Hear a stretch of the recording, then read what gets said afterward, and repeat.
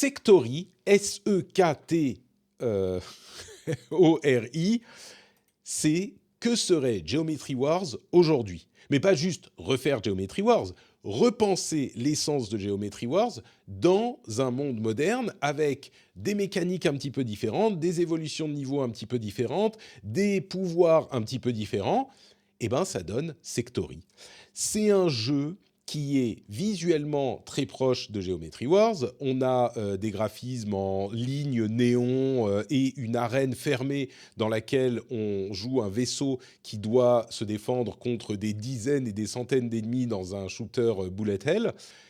Et les différences avec les jeux de l'époque, c'est que le rythme est encore plus effréné. Il y a une musique techno qui va à fond, qui vous en met plein les oreilles.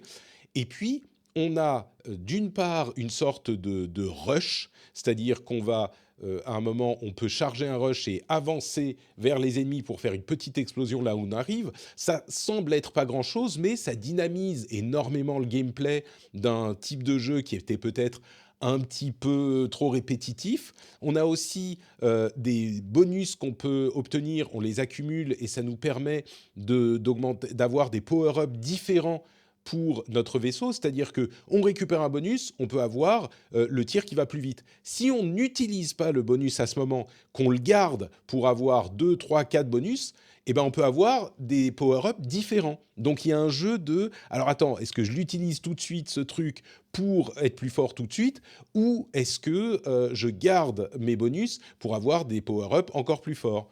Il y a aussi des power-ups encore plus puissants qu'on peut avoir qui changent encore plus la manière dont on joue.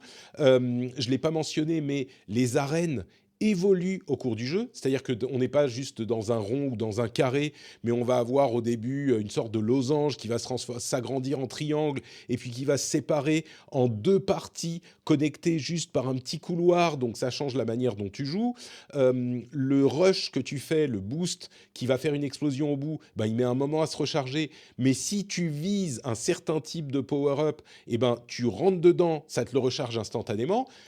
Donc tout ça, ça fait qu'il y a un dynamisme dans le jeu et une technicité que moi, alors je suis pas un très grand expert, mais que je ne trouvais pas dans les jeux de ce type qu'on a vu fleurir à l'époque de Geometry Wars. Et donc c'est assez sympa, c'est assez bien foutu. Je trouve que c'est vraiment pas mal.